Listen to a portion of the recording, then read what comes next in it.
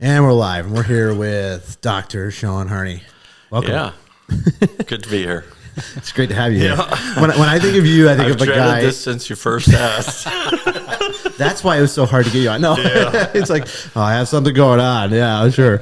Yeah. You're a guy who has a lot of life experience in a lot of different areas. We were talking about some World War II knowledge right before that. Just randomly, oh, by the way, I know all about that. So, yeah. Well, the thing that I find incredibly interesting about history is when you can interact with it with people. So how we got started on that was World War II history. Why I was really interested in the Pacific World War II history is when I was in the Air Force, I had a patient who was a Marine Expeditionary Unit, and he was on all of the island hopping invasions in the Pacific but one, and lived to tell about it, and was just a really interesting guy. That's extraordinary. Wait, so he was part of like every island except for one? Yeah, he did the amphibious landings on, I can't remember the number, it was 6 or 7 islands. Iwo Jima, Guadalcanal. Yeah, he was there as part of the amphibious landing assault. So that was the first wave that went aground after the naval shelling. So yeah, so the thing that makes that part of history interesting to me is having known and taken care of this guy. Like I devoured Pacific military, World War II military history for 2 years after that. But it was the person that made it real. So that because you could be disconnected from it, but if you talk to somebody who was there, it's like totally different experience. Yeah, it was neat because when I saw him for follow-up visits, then he was just totally blessed by the fact that I took the time to read about what he had told me at the last visit. And then I said, when you were here, what was Iwo Jima really like they talked about in the books? Yeah. And, it was neat because he kind of gave some real personal flavor to what it was like. Because you're talking to a person who remembers the smells, remembers the feeling, remembers the action, remembers probably still dreams about it, nightmares about it. I can imagine. Yeah. So, meeting those kind of people has always been incredibly interesting to me. Yeah, that kind of puts into perspective people that have parents that were in the military, like who would have gone to war would be you can ask them about military, anything. It's interesting, but like specifically having gone to war, ask them about it. Yep. It was that would have been like, what was that, 90 to 93? No. What does it say? 90 to 93, I was active duty. And, so that would have been 40 years after the war. Yeah. 35. Context 40. probably mattered too. And some individuals deal with it different. Yeah. Sure. Different talking to you about it than, somebody else who isn't experiencing a military experience. Yeah, it's interesting. This was right after we were wondering what day our orders were coming through to go to Iraq for Desert Storm. Yeah. I went active duty right when Iraq invaded Kuwait. Okay. I was in officer indoctrination course, getting ready to go to my first duty station. And they said, this is up in the front, this is a real world announcement. Iraq just invaded Kuwait. We are going to war. And there was no turning back for you at this point. For me, no. I'd already done the deed. I had no desire to turn back at that point. If we were going, I was going. I was trained, and I could help somebody. Yeah, wow. It was interesting because there was people in the audience, like it was all doctors in the room, so it was an indoctrination of medical officers. So there were some dentists, but mostly physicians. And after they gave the message, they They said, your orders are not necessarily set. Your orders may be changed. Expect orders within 48 hours. So everybody in the room started, there was like a buzz. And somebody raised their hand. They said, well, I'm an OBGYN. I certainly can't go to work. And they said, you're at a forward surgical hospital. That's what your orders will be. You're a surgeon. You're going to a forward surgical hospital. Yep. Another guy said, I'm a neurologist. I certainly wouldn't be needed for deployment. Yes, you're going to be a triage officer at that mobile surgical hospital. Whoa! They just need brains and manpower, or what? Well, general experience. The guys were testing us. Oh. But, there's like the group in the room that when they say we need somebody to be a triage officer at the forward cert, my hospital commander said, we need a volunteer to be, and there was 2 of us in the family practice department, and Phil and I talked to each other, and his wife was due to have a baby before mine was, but they were both pregnant. And so I said to the base commander, yes, sir. Put my name on top of the list. Wow. But what was that feeling like? Possibly leaving a pregnant wife. Just is what it is. It's duty. Yeah. Yeah, that's something that people don't really understand too much. I was just actually thinking about that today. I don't know why, about combat veterans, especially who have their own families, who have their own lives, who will just jump on a grenade for somebody else. Yeah. That's pretty amazing. I'm not sure I'm that guy. Yeah, but even go take care leaving, of the guy that got busted up by a grenade and try to resuscitate him. That's you. I'm all in. Yeah. Yeah. Yeah. At the time, not anymore. I don't know if I'm that guy. I don't know if I'm that guy either. Having kids changes everything to me. Like, those, the special forces guys, Deltas. Yeah. I just heard when I got home tonight, I listened to a story about this guy who was has a military podcast. Said, look at this guy who was in the audience at the Tulsi Gabbard hearing today or yesterday. And it's a guy who had a highly decorated Delta Force guy, and he read his citation from his Congressional Medal of Honor, I think it was. Whoa. Yeah, it was. I'm pretty sure it was a Medal of Honor winner, or recipient, not winner. But the guy went like way above and beyond. They took a house and released 30 or 40 hostages, evacuated them. There was another unit trying to evacuate a group of hostages out of another house. They called for backup. He just got done doing this house. Constant fire. He sent his guys to evacuate the hostages, and he ran into the other place, went up on the roof with his rifle and grenades, pushed back an attacking force that was trying to take the house from this other unit, then went downstairs and was helping them evacuate them. They got to a locked door.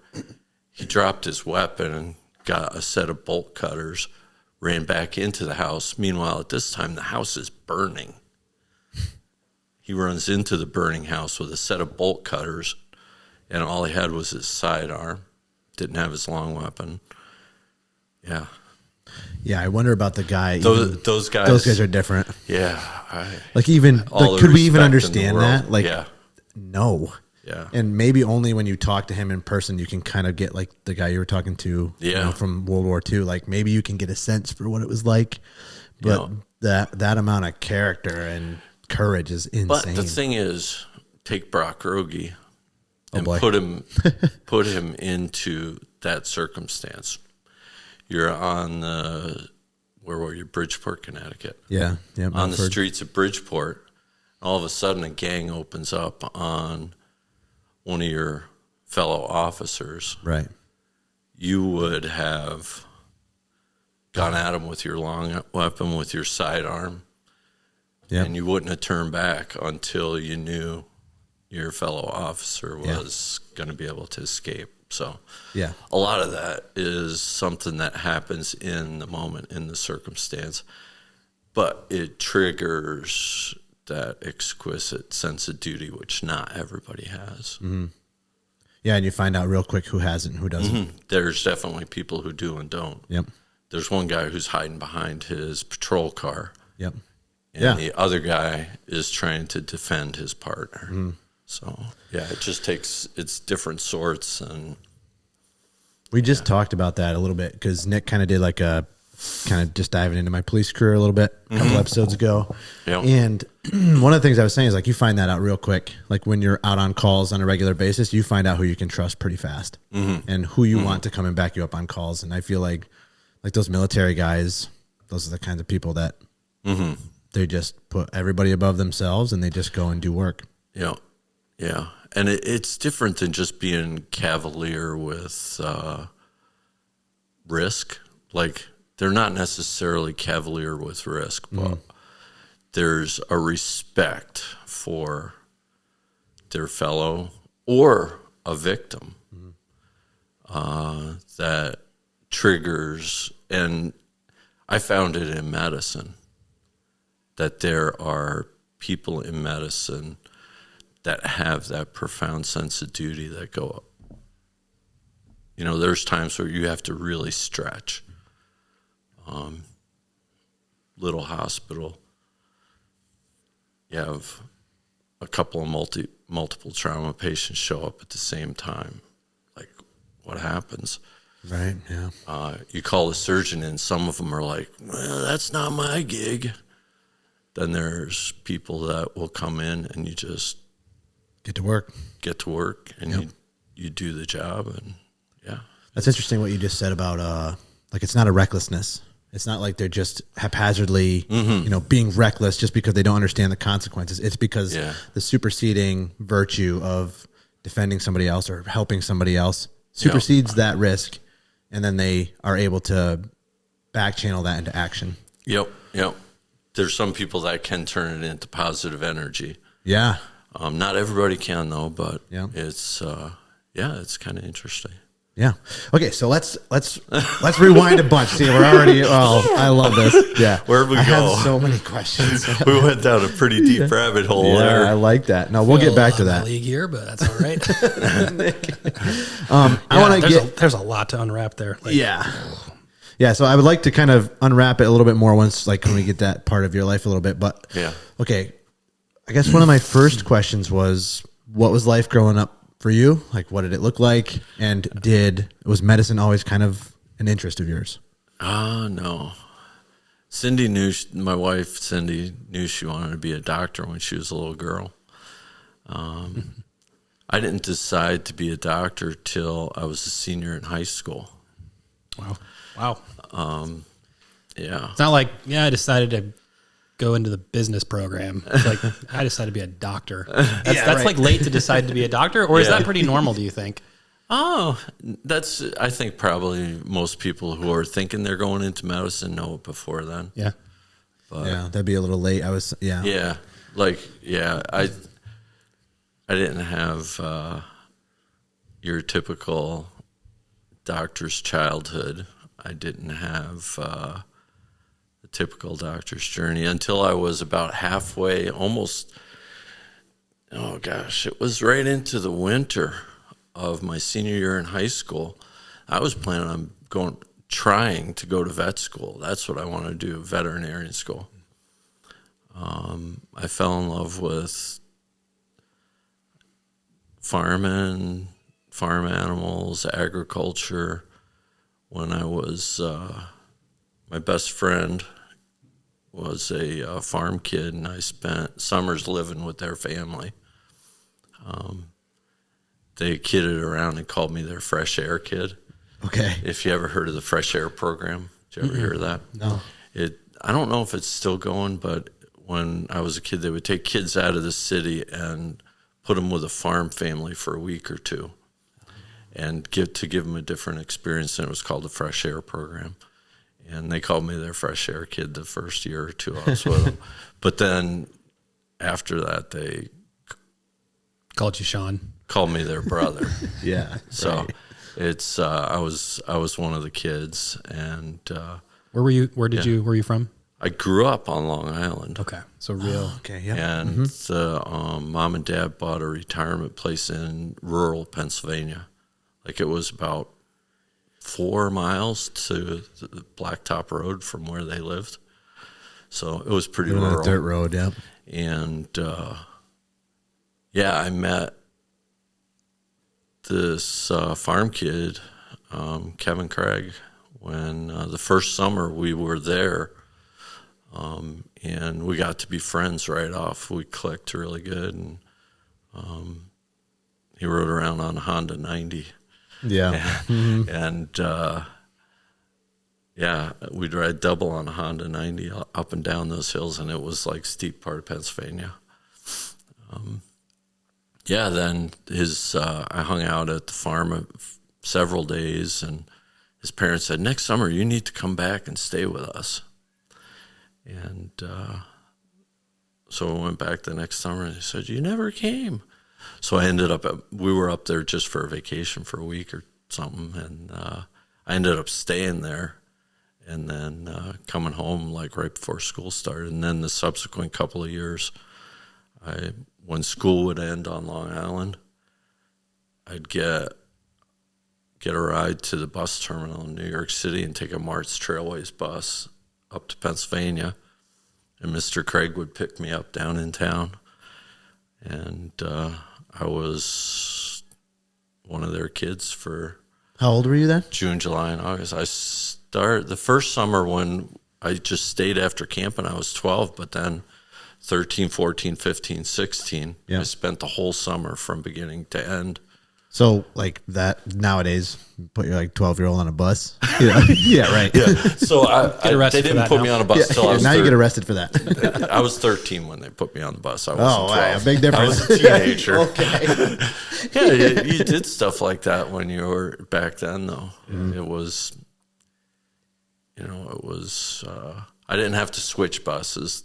It was just one bus went up through, and it was a great experience. And Did they put you to work? oh yeah, Did you like that? I was like one of the kids, so Did you enjoy that, or was the I work? loved it. You loved the work. Man, at I 13, wouldn't go back every summer if I at didn't. 13, love yeah, it. right. that's really Yeah. cool. At 13, you enjoyed the work because hard work, right?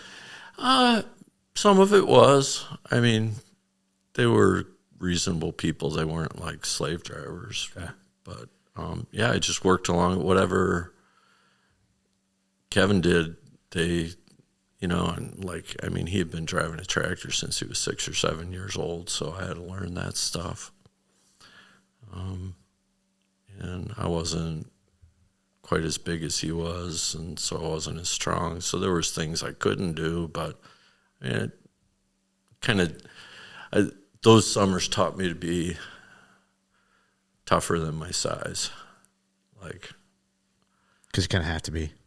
yeah, I had to be. Yeah, I mean, You had to keep up with Kevin too. Yeah, right. He outweighed Kevin, right? me You said by Kevin? 30 or 40 pounds, and was taller and stronger. So it was like trying to keep up with the Joneses, Yeah. Right. But it was great because those summer experiences, I think, helped me a lot in high school athletics. Interesting. Yeah. Yep. It just kind of taught me to be tough and kind of have a reserve or be able to hit kind of like that next level that capacity, next level extra. capacity, Yeah. That's interesting. A lot of times that's what happens. Like it's not just it's a character builder, right? So Yeah, like it's I can do more than I think I can. I'm stronger than I think I can be, and I have that extra push if I need it. Yeah, I know I got something left. Yep.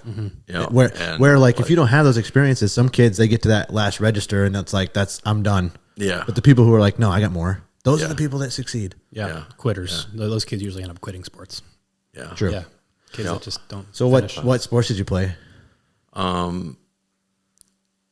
Let's see. I think I know the answer. So I played ice hockey when I was really young. Yep. And then through junior high and high school, I played lacrosse. That was like my game. Yep. Played attack on lacrosse. And, which is huge where you're from. Yeah. Was it back then too? Back then it was even more. Yeah. It was really polarized back then. Like what school did you go to? Calhoun High School in North Merrick. It wasn't like the known necessarily lacrosse program, but we played all across Long Island and played some high level lacrosse. Like even on our team that wasn't like a state champ team, I was recruited by Division I programs as a junior in high school. Wow. Air Force Academy was after me, and I got offered a full ride to Washington and Lee in Virginia. Wow.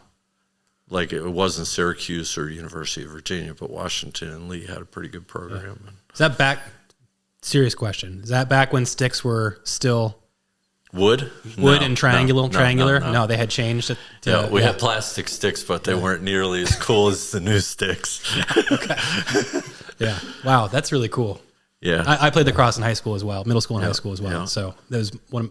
Besides football, lacrosse was my favorite sport. Like those were my two sports. Didn't play basketball in the winter, and I looked forward to lacrosse. Yeah, I wasn't big enough to play football, or that's what they told me. I thought I was tough enough to play football, and nowadays people my size do play football. Yeah, I mean, you work out and put on some muscle more than I have, but or had then, but. That's pretty significant. D1 offers. Yeah, that's awesome. Especially coming from a high. Long Island is pretty much known really good lacrosse. Yeah, and I know that just from pretty much all those D1 programs they had. I got to be kind of friendly with the Air Force Academy recruiter, and he kind of he took me to the West Point Air Force game at West Point.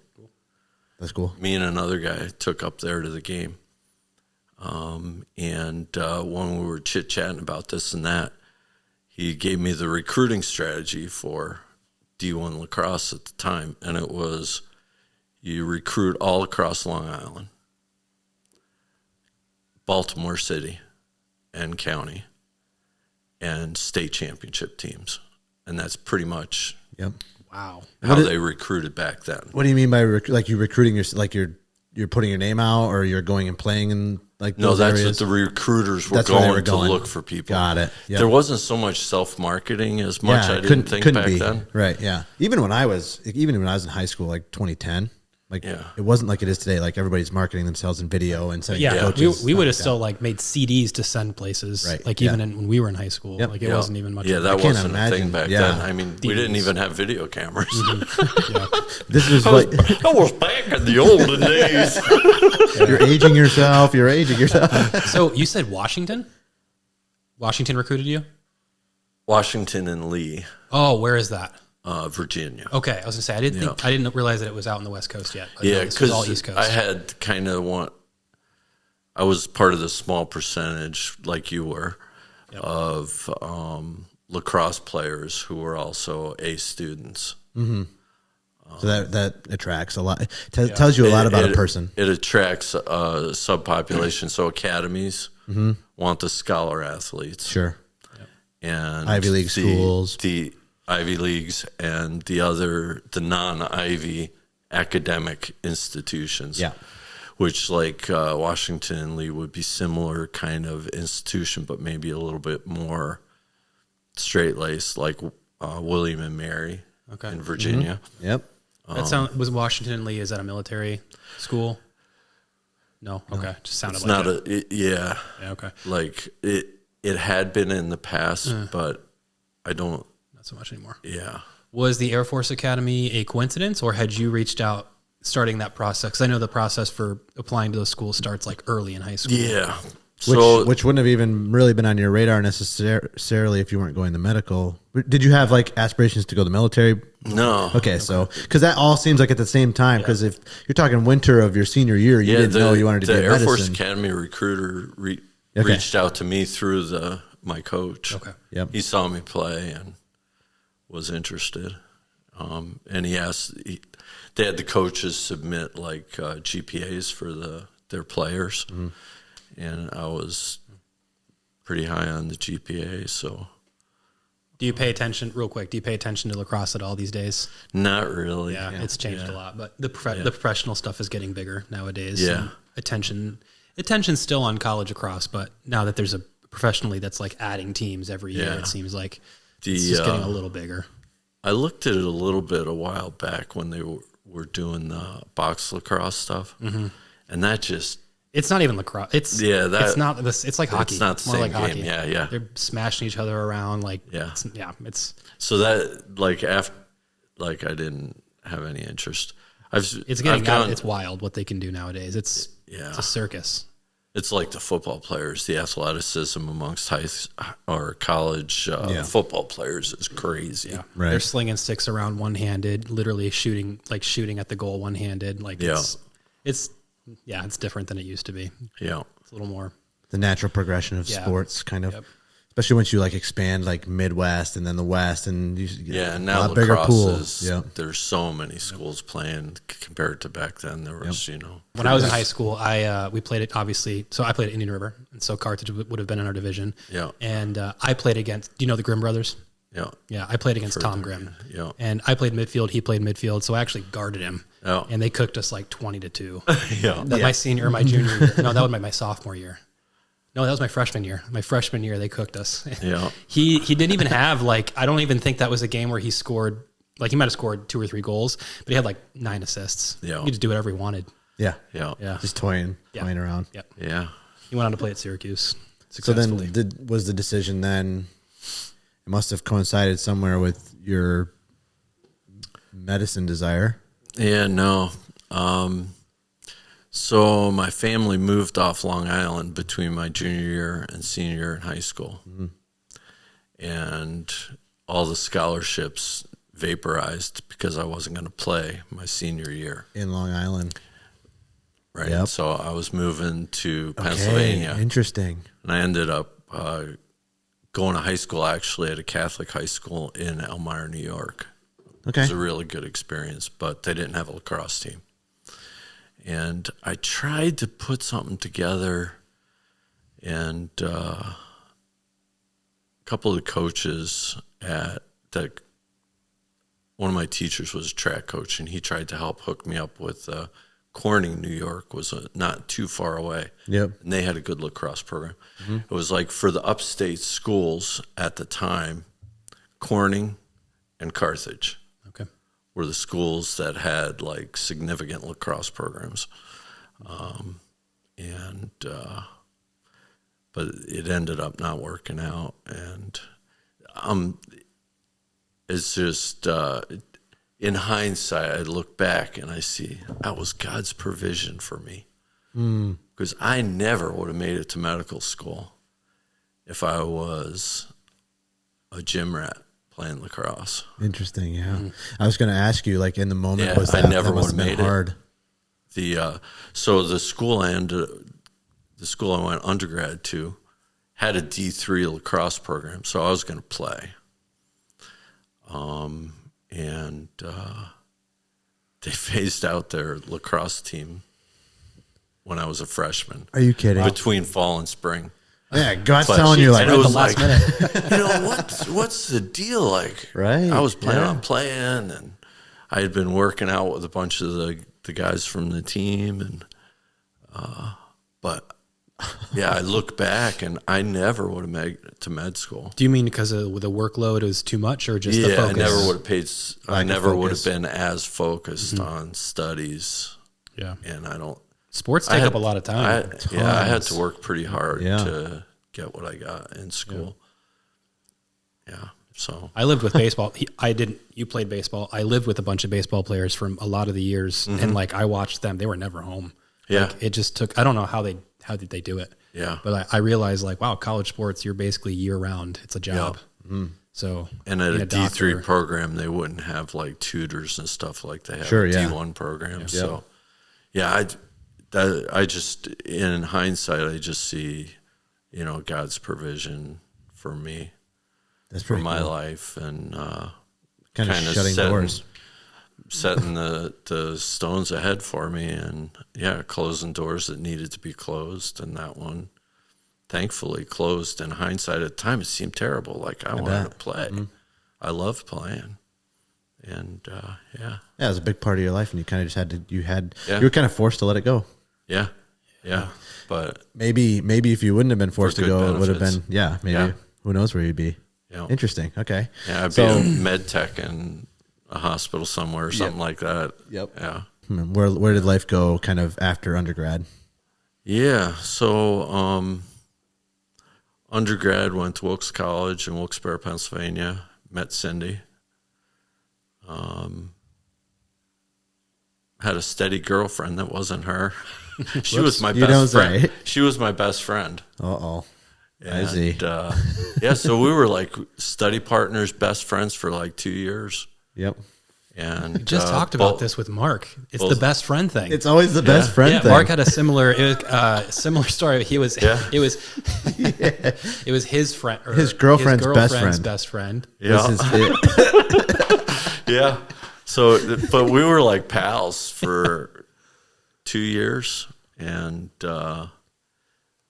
we were both in a fast track 7-year med program. So 3 years undergrad, 4 years in med school. Versus 8 years, or right. Okay. Rather than wait until you finish your bachelor's, there was a program between the college and the med school in Philadelphia. Accelerate classes and like get you kind of on the fast track. Yeah, nice. Yep. So you accelerated certain things, and then had to have certain prerequisites done.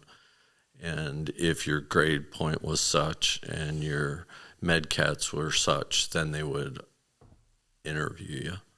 So there's, nice. I don't know, there was 100 and some people in our class in this program to start with, and 25 of us got to interview. Whoa. And 7 of us got in. Wow. Whoa, 7 out of 100? Yeah. And you and Cindy both got in? Yep. Oh, that's cool. Yep. And we both got in. That's because they were studying together all the time. Yeah. Got the same wink, same wink scores. Yeah. Wink, wink. It was purely, we were pals. Yeah. That's cool. So when did that switch? Like what year were you kind of like, oh yeah, I kind of like her a little bit more? Junior year before when we were like, it was before we both got accepted. We were both like in the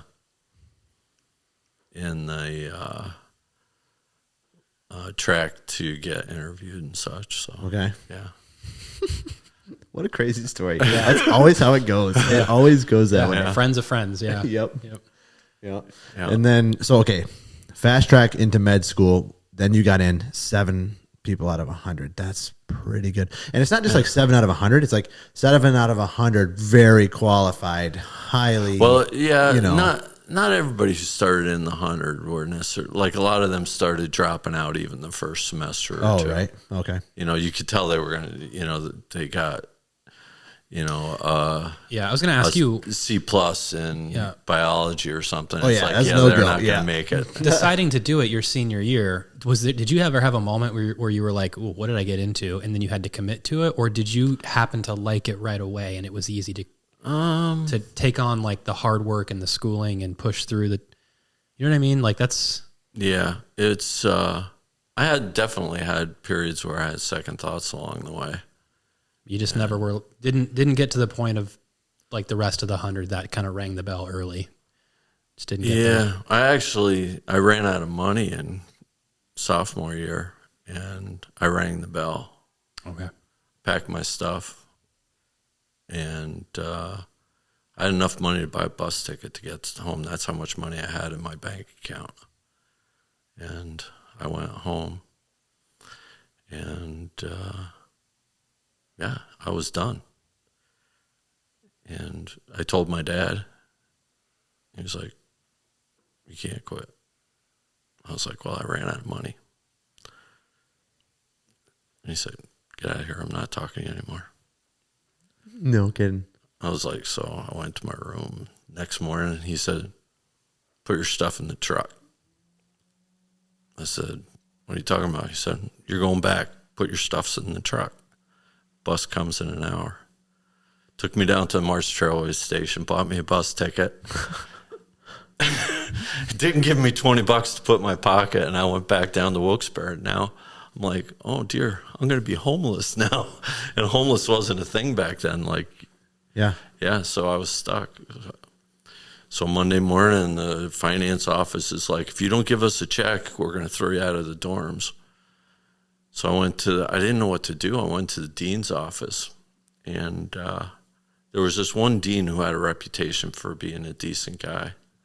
And here, God's provision again. So I went over to his office, talked to his secretary, made an appointment. He saw me. I walked in, and he said, asked me what's going on. So I kind of told him. I said, I ran out of money, and I had worked like 2 jobs all summer long. I was milking cows, working on a dairy farm, and also worked on a masonry crew as a mason tender, hauling cement blocks, building barns. And I worked 8 hours with the masons, and I milked the cows before and after, working on the mason shift. So, and then the dairy farm ended up, I have this crop loan I'll pay at the end of the summer for the whole summer. He ended up not paying me for the whole summer. Wow. And he went bankrupt that fall. So I went back to school, and I would have had, enough money to get by for that semester anyhow. So I'm in Dean Ralston. Shout out Dean Ralston. Shout out to good old Dean Ralston. So I said, no, this is the deal. I have 0 in my bank account, and I don't even have enough money to get a bus ticket to get home. And he goes, you can't quit. I said, well, I can't keep going. And he said, I will not allow a 395 student quit my school. I was like, well, what do you think? So he said, expect a call from the financial aid office. Like, I got back to the dorm, and back in the old days, the payphone out in the hallway. The guy's out there, hey, Harney, get over here. They want you. So I went over. It's the financial aid office. She said, come right over. They had a loan. They had a grant that both of them, they said, I previously wasn't eligible for. And had me sign paperwork for a work-study job. And off to the races. That is incredible. So, yeah. That is a wild story. That is good, man. If you're in a leadership position like Dean Ralston, that is what you do. Like, you're exactly right. A 395 student, that's the guy you want there. Oh, he can't afford, like. Yeah, at that point, I had all 4.0s except 1 B+. What class? First semester English. Oh, yeah. Who cares? That's so funny. Yeah, you're probably like Mesopotamian pottery art class. We didn't do any Mesopotamian pottery. It's always that, like when you're going for a degree and you get all these classes that don't. Yeah. So first of all, this generation really does have it easy. Oh yeah. You describing your work, the summer work you had to do. I don't think a kid has worked. That's wild. You milking the cows, 8 hours of carrying What concrete. time do you milk cows? Oh, it was like 4:30, 4:45. Yeah, and then 8 hours. I lived at the dairy farmer's house because I moved out of mom and dad's house before I turned 18. Because moved out, or you got another bus ticket? No, I moved out, and I lived with Craig's lived with. Oh yeah, I called Craig Kevin earlier. Yeah, Craig. Kevin Craig. Kevin Craig. Okay. Yeah. Yep. Right. Shout out again. And I lived with Jim Gomez family for a couple of times. That was my mailing address for all of my undergrad days. And then for the summer, I was working on a dairy farm. I lived on the dairy, but my actual mailing address was Jim Gomez, Columbia Crossroads, Pennsylvania. Yeah, so I thought I worked through college. I did not work through when college. I was 17, Dad said, we got to talk. I was like, oh, birds and the bees. Finally, I want to hear the words come out of his mouth. Oh, man. How is he going to go about this? Just want to see him squirm in his chair. For myself. So I was like, okay, pour soda, like make some back. popcorn. Just watch him sweat. So he's like, yeah, we got to talk. And so I was like, okay. And he says, you got some really big dreams. You're 17 years old now. You better figure out how to pay for it because I ain't giving you a dime. Wow. I was like, what? Dropped your popcorn and rewind that. Let's start over again. Let's do the birds and the bees track. Yeah. Wow, 17. Yeah. So basically said. So then I was like, so then I filled out all this financial aid stuff when I was, doing my paperwork for going to college, and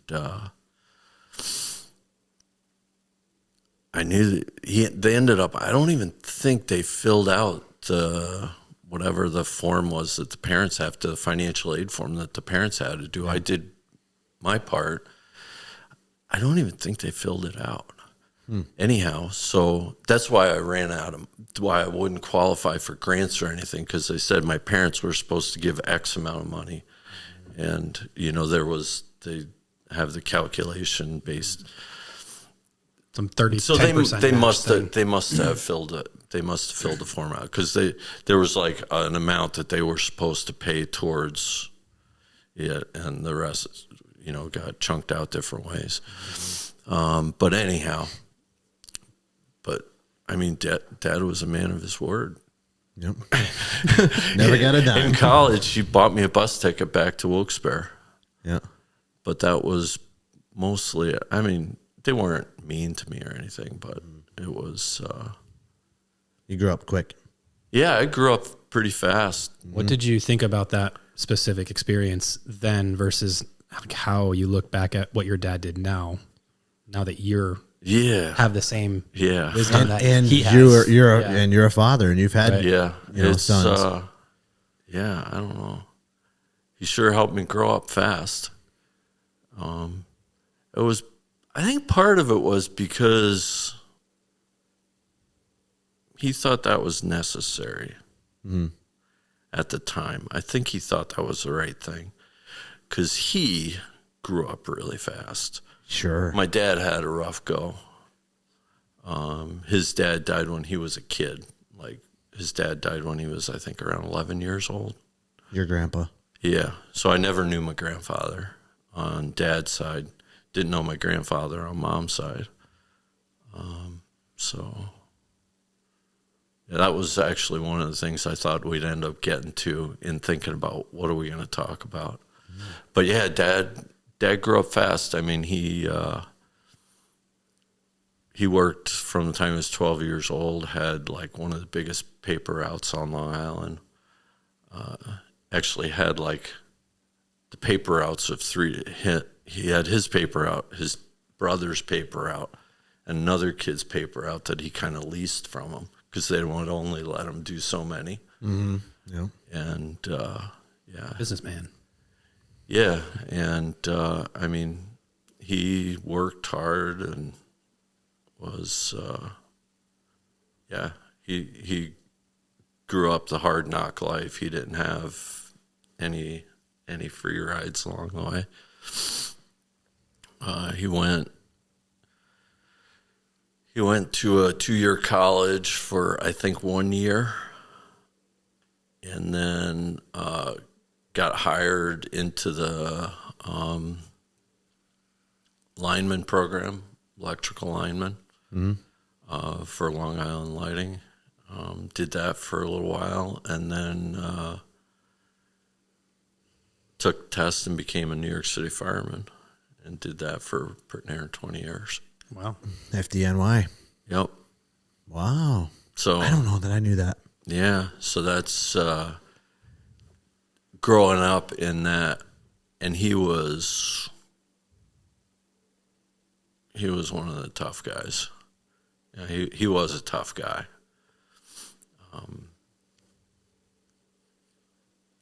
Worked at some of the worst firehouses in New York City by choice.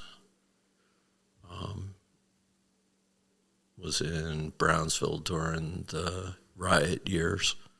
Mm-hmm. Yeah, worked at, if you ever, you guys probably never heard of it, there was a book called Engine 82 that was written about supposedly the busiest firehouse in New York City during the bad years of the race riots in the late 60s and 70s.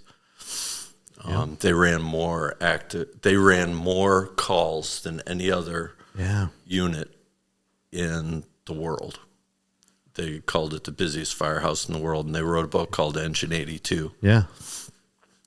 Dennis Smith.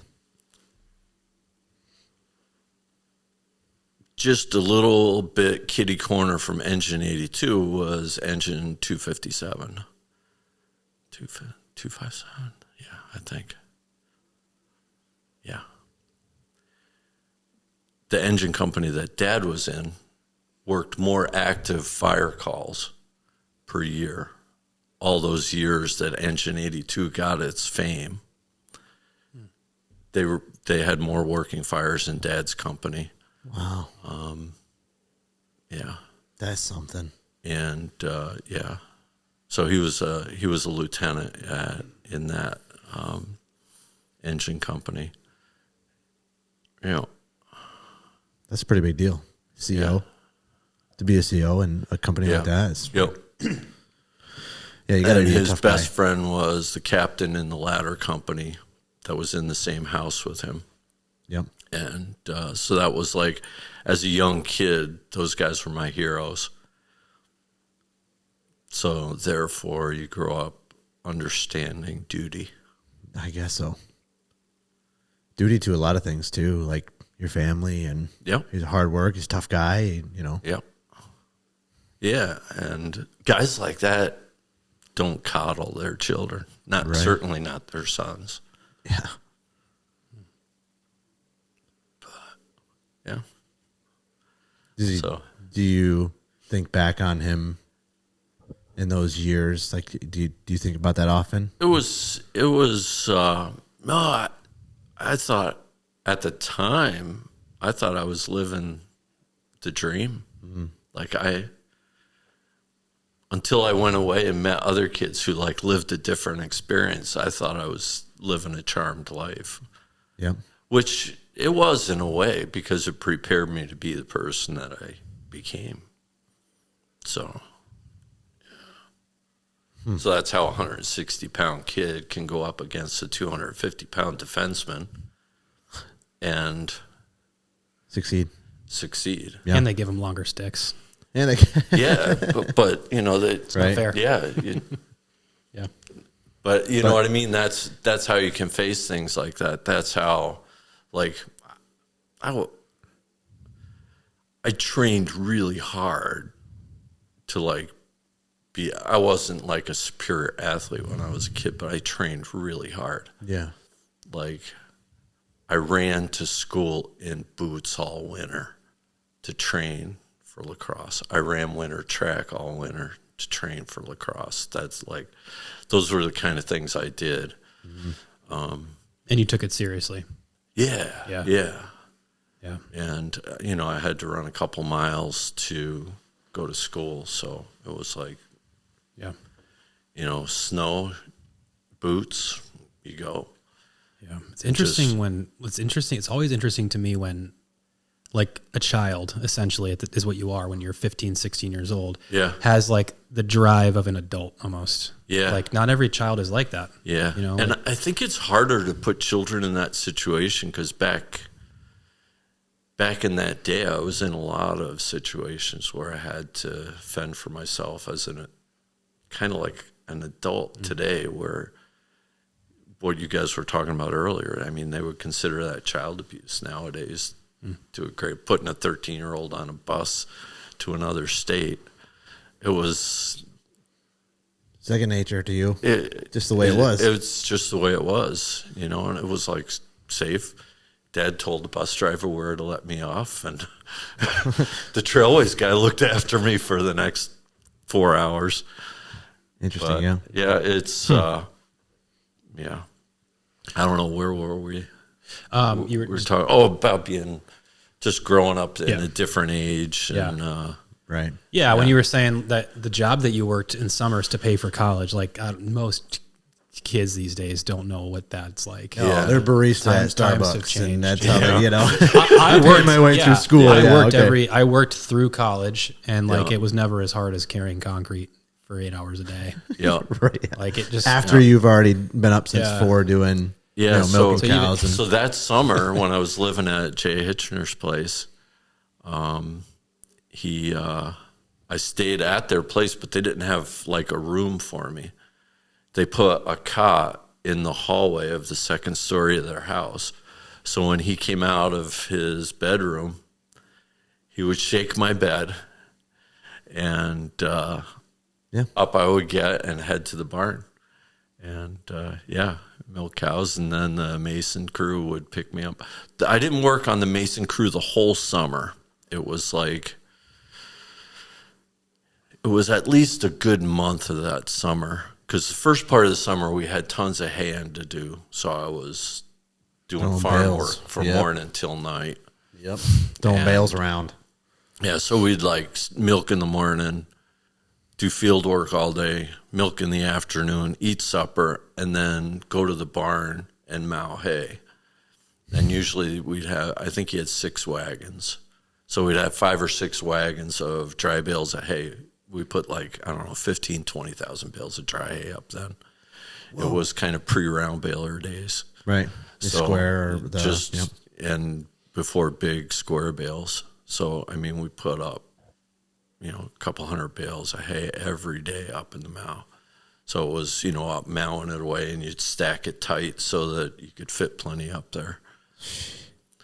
And this was normal to you. Like, this was nothing that was this, I hate that this is what I have to do every year to get by, or this was just the way of life. So that was one summer, and then the next 2 summers weren't quite as bad. I worked for so the barn that we built with the Mason crew, the guy was like, "Hey, I know you from." He went to the same Catholic church on the hill, and he was like, "You're a decent worker. You want a job?" And so then he hired me from then on through. I worked for him till I was a 3rd-year med student. Whoa! Whenever I wasn't at college or med school, I'd be working for him. Christmas break, spring break, I worked the whole time.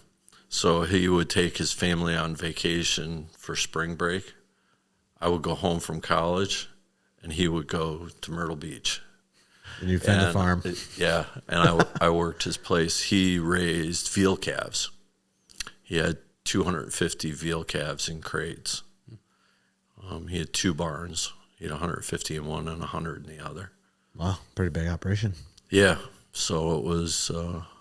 Did you like that? Was that enjoyable? Yeah, it was all right. He paid me good, and it was way better than milking cows. I was way Most better things are better than cows. that, right? Yeah. Milking cows are all right. But get up early. I don't know. Yeah, he didn't make me feed calves at 4:30 in the morning, so that was nice. It was like 6 o'clock and 6 o'clock. Yep. But yeah, the veal calves, it was interesting, and it was kind of neat because I was able to use a lot of veal calves tend to be pretty sickly, or they get sick a lot.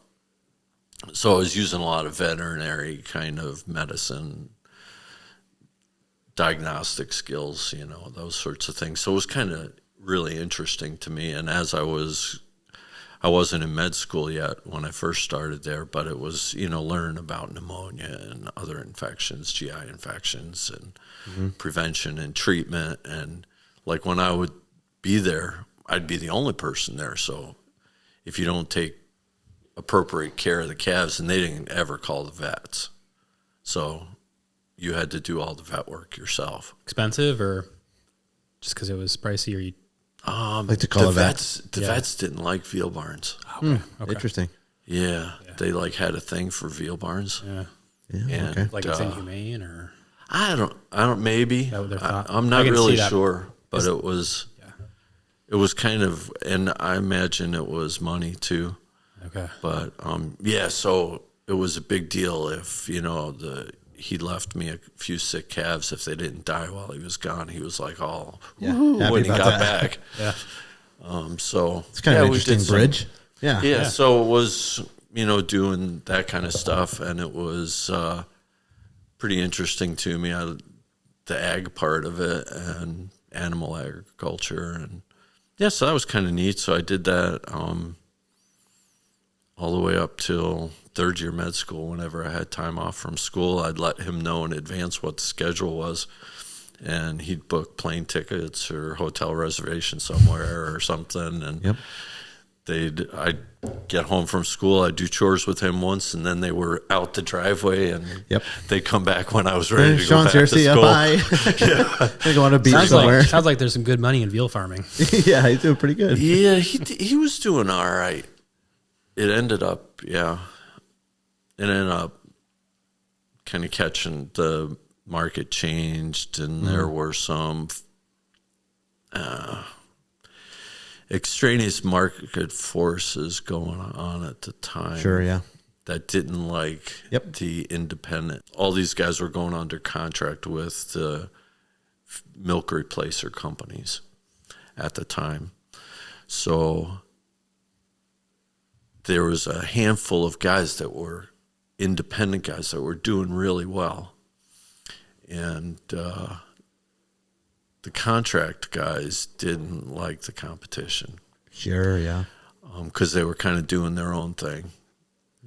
So they'd line up and do bulk purchase of their milk replacer, but kind of the growing way the industry was going at the time was for the milk replacer company to contract somebody, and they own the animals, and they had this whole thing worked out, and it made them a lot more money than just selling the milk replacer because they marketed the animals, where these independent guys were marketing their animals directly.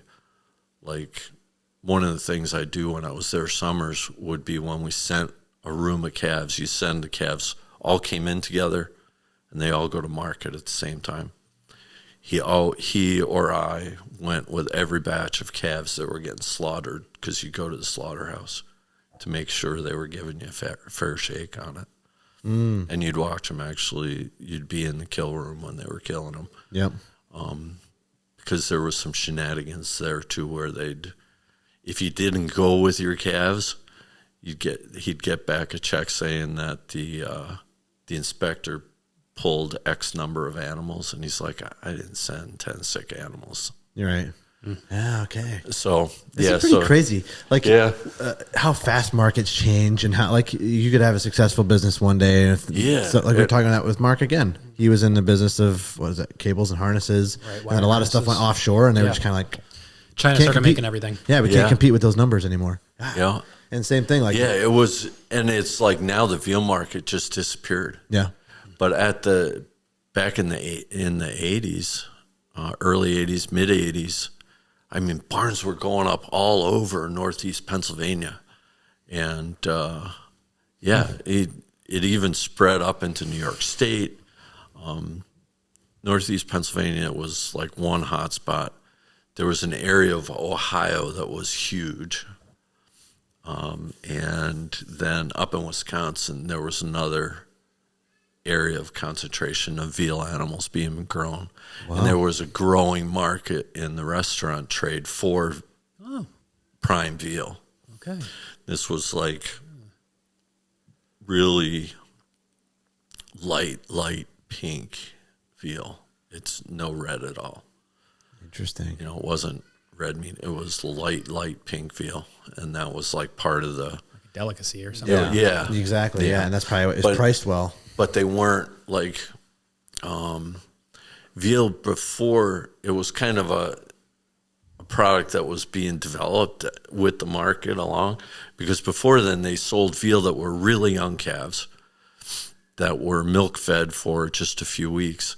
We were selling these animals that were like 500 pounds with like whitish pink meat, but they were 500-600 pounds. They were these huge calves. Where before they were killing 150 and 200 pound veal calves. Now they're these 500-600 pound monstrosities. You're trying to see how much you the could veal get out of it? steaks were like this instead of like this. Were you just trying to push the limit to how, because obviously more cow you The get restaurants more were money for. paying prime for large cut Okay. veal. Interesting. So if you raised an animal that was big enough, you got the highest of prices on the market. Okay. So if you had a big animal that was the right color and it graded high, they did really well. So there was a huge, if you sent one that was red, you got docked way back, way off. I didn't know that. Yeah, it was just kind of but then poof, Gone. The PETA people, like once the PETA kind of people started getting involved, like veal was one of the first things that they just blew up. Yeah. And so pretty much that veal market is gone. All those barns have been either bulldozed or turned into something else. Repurposed into pork facilities. Or pork. Yeah. How is it I can still buy calf liver at Walmart? Well, I mean, they still slaughter calves, but they're not doing this fed veal. Is like totally different animal. Like these animals we built, one of the summers I built new crates. They called them crates for all 250 animals. And how the crates worked is you'd have a veal calf in a stall that was like maybe this wide. And there was a front that they put their head through to drink their milk out of a bucket. And there was a chain went through the front of the pen that came up, and when they wore just a cotton or vinyl kind of collar with a chain to it, so they could back up, they could move forward and back, they could move side to side. And when I first started doing, all the pens had sides that went the full length of the animals, so the animals couldn't touch. And then here I am talking with my hands. Sorry about that. No, send it. But then as they found that the animals, and the theory was that they couldn't move too much or they would turn red. Oh. So they were trying to keep them pretty really sedentary, where they could stand up and feed. They had enough room to lay down without getting caught, but they weren't touching each other for to try not to spread germs to each other. But then they found that they could move a fair bit and still stay high grade, light colored. And they actually did a lot better, and they muscled better. So we started building these half crates where it would be about as deep as this table, where you'd have slats that come along, and then the back would be open for maybe 3 or 4 feet, and all the way down the row it was open, and it was just like a solid bench of oak slats, and the slats were like maybe 3 inches wide, 2 inches wide. Then there'd be like a 1/2 inch gap, and then another slat, and then a gap, and a slat, and a gap for the flooring. That way the manure could go through it. Oh. So it becomes a whole science. Yeah, so the manure went through, and there was a gap, and then there was a gutter behind the pen. Yep. And one of the parts of doing chores was to use a high-pressure washer or a hose with a high-pressure nozzle. Usually we didn't use the pressure washer. We used just a high-pressure nozzle and spray under the calves, and you spray the manure into the gutter, and then it would go to a septic system. A lot of work for it to just disappear. But it was a lot easier than like trying to clean up after them. Mm-hmm. So you put them on slats above the ground enough that you could spray underneath without getting them wet, and then it was concrete underneath. So you didn't have to like move them to clean. No, so movement. they just stay up in there. Once you put them in their crate, that's where they stay for their life till they either mark it or die. Mm-hmm. But we actually started doing something different with sick calves, where it was something that kind of Dan and his buddy Dan Ashby and Dan Hanrahan, they started taking calves that didn't pan out in the barn, and they raised them in loose housing outdoor facilities then, and we would kind of resuscitate them back to be able to grow again, but they could never get put back in a veal barn. And then they'd feed them out, where most of the kind of the status quo before then was, if they don't make it in the veal barn, there was 2 ways to go out the door: to market or to get buried. Mm-hmm. Where they started taking sick calves and taking them to outside the veal barn and kind of grow them just as a feeder steer. Yeah. Pretty fascinating stuff. Yeah. It's good stuff. I could get down some rabbit holes that I'm sure nobody's going to be interested in. Well, let's change gears a little. Yeah, let's get out of agriculture. Well, it actually come full circle for you, kind of. You ended up owning your own farm and whatnot. But yeah. So that's So that's kind of how life goes. That was my dream. Yeah. Yeah. Okay. So I'm kind of wondering why the vet thing didn't happen, since it seemed so natural. Yeah. What drew you towards humans? Yeah. So there's another God thing.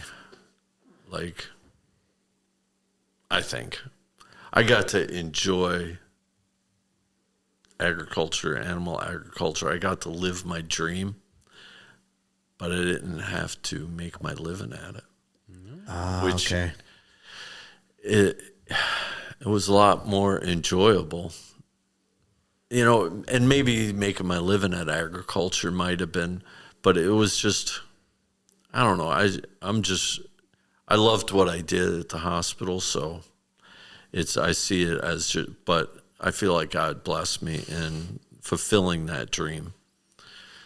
All through college and med school, I had this dream that I was going to I wanted to raise my kids on a farm and wanted to work a team of horses. Like, those were that was my bucket list stuff.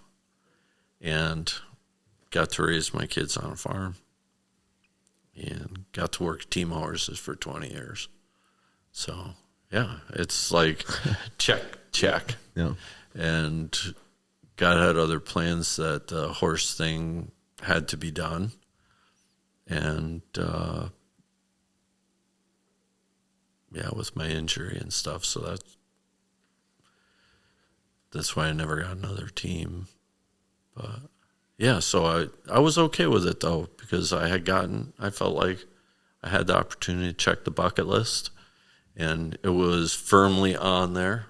And, all through college, I was like kind of a weirdo. I read Draft Horse Journal. Like, I didn't have a Playboy in my college dorm room. I had a Draft Horse Journal.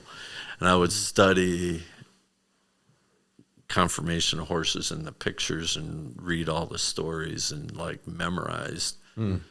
That was like my spare time reading. Yeah.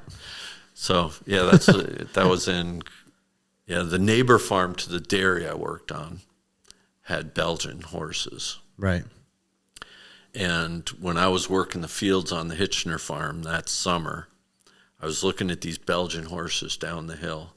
So then I started getting really interested in draft horses. And, when we moved here, I met a draft. We went to draft horse pulls, Cindy and I, when we were dating, and after we got married in med school and residency, she amused my horse interest. Yeah, I was wondering. My draft horse interest. I was wondering if that was her interest too, or she was just like along for the ride. Yeah, she no put pun up. intended. She put up with a lot. Yeah, she put up with a lot. That's how marriage is, I guess. Okay, so you were all right. So med school was med school associated with the Air Force, or was that after? I'm not sure how that really works. So the first year of med school, I was not in the Air Force, but I applied for a scholarship, and because we got in early, so there wasn't enough time. You had to be accepted at med school to apply for a scholarship with the military. Okay. So we got accepted in May and went in August. Wow. So there wasn't much lead time. No. So it was like the end of the spring semester we got accepted, and August we started at Med down in Philadelphia. So that winter I applied for a scholarship for second, third, and fourth year for a 3-year scholarship, and got it.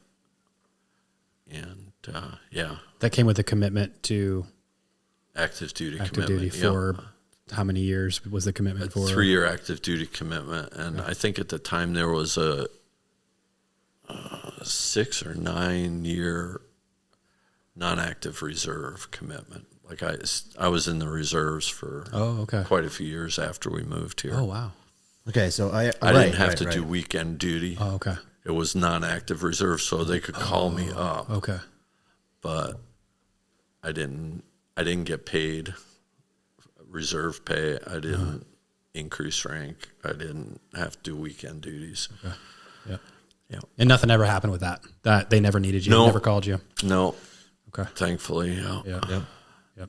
Not that I wouldn't go, but it was thankfully. Why I say thankfully, I'll explain that after the duty discussion earlier. Yeah. Not that I didn't have a sense of duty, because Anyhow, so I was active duty during Desert Storm, the original Iraq War, when they invaded Kuwait.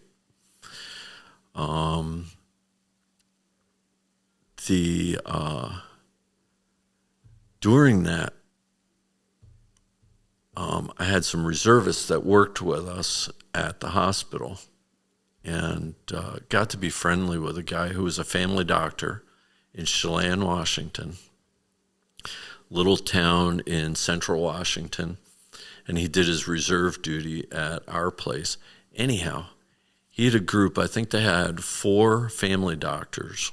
They were the OB group for this town.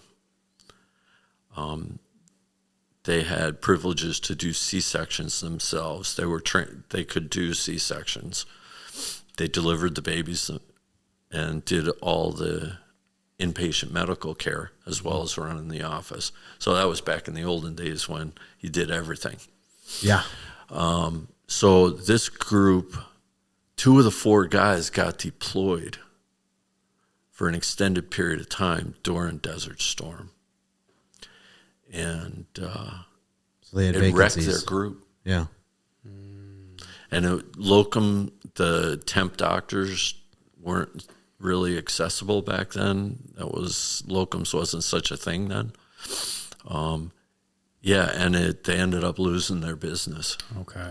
Losing their whole practice. They owned the building, and they really had something going, and it just crushed these guys.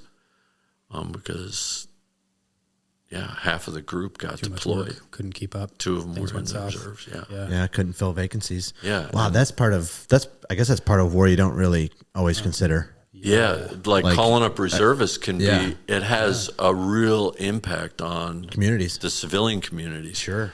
So when I moved here, one of my partners at the emergency room was a longtime Army reservist. he had been active duty for many years and was an active reservist. And I tried to get out of my reserve commitment as soon as possible so that I didn't do that to my group here or this community. Because if two of us got deployed now simultaneously, then how are they going to cover the ER here? Right. Wow. So that was, but thankfully I never got called up when I was on reserve duty. But I mean, if I would have gone. That's another reason for duty, though. Kind of, like you were like, well, yeah. But so it's like, there's a duty to the community I had too. a sense of duty to this community. Yeah, right. And duty to my group, this hospital, this community. Yeah. And to have two of us deployed and not have ER physician adequate staffing. Yeah. Gee. It's big deal. It's duty versus duty. Right. So, yeah. Ah, that's a good point. But yeah. Yeah, so you mentioned the ER. You spent a lot of time in there in the ER. 20 years. 20 years. Here. Right on the dot? Close. Close enough. Yeah. I did it for a few years before I came here, and then right around 20 years. It was 20 years short, a couple months. Yep. What are some things that you learned? The ER is it's not a specialty. Like you're not just a cardiologist. You're not just a neurologist. You're kind of like the triage guys that are just kind of whatever comes in. You have to be prepared and well-rounded and you have to you're specialized in everything. Yeah. You don't know everything about everything, but you know a little bit about everything. And you know the key to emergency medicine is being able to have somebody walk through the door and know whether they're going to try to die on you or not. Interesting. Walk in the room and know they're sick or they're not. Wow. Because then when I walked in, I was like, they are sick. It's different. And you just kind of go down every rabbit hole you have to figure out what it is. Right. The ones that aren't going to die on you, it's a different story. But that's kind of, part of the job. Yeah, it's just being able to kind of do that triage. Yeah. The split second stuff too that could save lives. I feel like it's kind of like you're your own first responder in a way. Like you just don't really know what's going to come through. Like, okay, if you have a practice and you have appointments and stuff like that, you can kind of plan your day out. Not in the ER. Yeah. Right? You don't know what you're going to see. You're at the mercy of that front door. Boy, it's quiet today. Yeah. Don't ever say that. Yeah. So okay, what's the mindset difference? Because now you're in an administrative role, very different. Yeah. What is the mindset of somebody that's in that triage? I have to be prepared for anything, making sure all your staff is on point. What's the mindset going into a shift for an ER doctor? Oh, yeah. Probably different year 1 versus year 20. Oh, yeah. Yeah, but it's like you have to kind of get your head right when you're going and kind of be all in the game. Duty. There's no half. Yeah. But you're all in. Yeah. Because, you can sitting consequences there with, two kids with sore throats, and then all of a sudden they bring in a guy with a gunshot wound. Or, we didn't see that many gunshot wounds here, thankfully. But, that kind of stuff, like all of a sudden the ambulance called and said, we have this kid with X.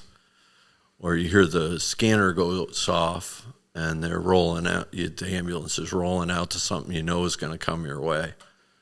And kind of have that. Yeah. Preparedness. Yeah. You're right. You can't, in your profession, like you can't be half on. Right. You can't. Like the consequences are too important. Yeah. Yeah. That's one of the things that was really, I think, unique to that as opposed to things that are less acute. That emergency medicine is it can be kind of just straightforward, or things that are not life-threatening, maybe difficult puzzles to figure out. But sometimes it's people that are trying to die. If you don't figure it out, it's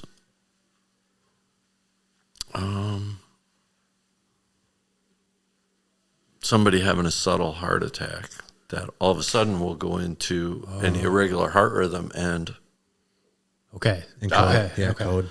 Or so like they're somebody not them, with but like you see somebody with a stroke that initially, doesn't have profound symptoms, but it's a bleeding stroke, and all of a sudden, something's they stop really breathing. Wrong. Yeah. Okay. Like you when you say they're trying to die, you mean like you see the signs that their body is like turning on, or something's happening, has the potential to just go south in moments. Gotcha. Somebody who's ready to be septic and go into septic shock. If you treat them while before they go into shock, they live. If they go into shock and you're like, oh dear, it's sepsis, it's kind of too late. The cow's out of the barn by then. So early, and thankfully like for example, sepsis and some of those things have been really worked a lot on in the last 30 years. So it's a lot better at identifying sepsis than it used to be. Hard sometimes to know sepsis is a bacterial infection in the bloodstream. Okay. A lot more easily detectable now. Yeah. Yeah, there's markers you can, and you look for, but then you would look for like subtle changes in perfusion, or heart rate starting to climb up and starting to get tachycardic. Things aren't going quite right. But yeah, so. And that's how quick that's how quick things can change. Yeah. Right. Like you're dealing with, you're not dealing with checkups in a practice. You're dealing with like, but 1 second if you're good next at second not breathing. recognizing subtlety for certain things that are life-threatening. What's funny is what you're saying is like reminding me of every medical show. That's like the premise of everything. It's this like normal thing that's happening, and then like something terrible comes. Like it's actually something and they're usually probably completely fake scenarios that would never happen. But like in real life, it's not a TV show. It's like very serious. But you might go through day after day of fairly straightforward things. Yeah. And then you have somebody come in with something really odd that's serious. Yeah. Yeah, like or maybe subtle. You can't get complacent. Like in that kind of setting, you can't get into your mundane routine and kind of feel comfortable. Like, it's just going well, because then you kind of your mind kind of eases off, and if you're not, you have to kind of like on, still be on your checklist, still be on your algorithm, still have your spidey sensors up, for the for the little details. To sniff out the details of somebody that's has the potential to turn bad. Yeah, that's interesting.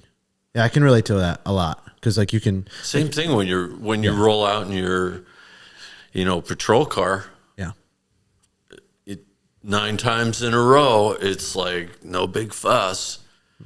And then number 10, you get out of the car and the hairs on the back of your neck are kind of rolling up, and you're like, wait a second, something ain't right here. I get like that when I walk into a house and the lights are flickering. What's going on here?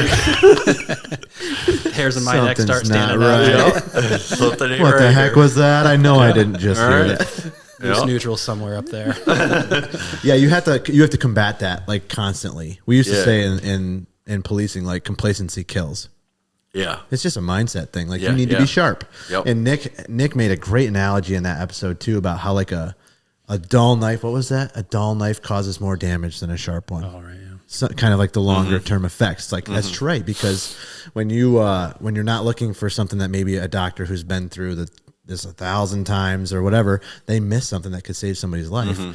One thing that I hear a lot of times from people in this community, especially about you, is that many times that has like, as soon as you've walked in, you'll be like, boom, I know where you need to go. You need to, get to Syracuse. And so how much is that experience or the Holy Spirit or? Well, early in my career, it was, I don't know what it was. But in my late career, I can definitively say on multiple occasions it was just the Lord speak a word to me. And that's heavy stuff. Mm-hmm. Yeah, it was humbling, but it was honor to be able to be used that way. In those situations like that, was there ever a case where you like didn't know how to maybe prove it in the moment and go down that path when they're working with other people? Do you know what I mean? Like, or if you're dealing with like non-believers who are like, they're like, well, how do you know? I don't really know. A hunch. Yeah, well, exactly. It's hard to say that in a piece of paper. So, it's. I didn't feel that was a part of the information that was necessary to convey to anybody. So I called it a hunch. Let's look at this, and then you look at it. Boy, I think this. And just go with it. Yeah. Especially when, like, you'd probably gained a lot of trust from people that worked around you for decades at that point too. Yeah. To where, Sean's got a hunch. Yeah. No, I mean, I wasn't like any different than any of my partners. They made good diagnoses as much or more than I did. But and does the Holy Spirit speak to a believer? Yes.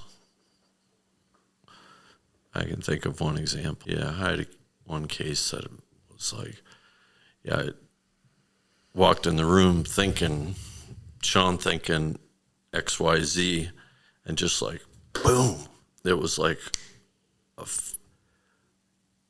I saw the patient. It was kind of weird how it went, but I saw the page of a reference book that we used in medical school, and this was like almost 30 years later now. So it would have been, close to it. 25 years later. Anyhow, I walked in and was like in the room for 30 seconds and looking at her, and I was like, I kind of saw a mental image of a reference book, a Frank Netter reference book, and he would draw.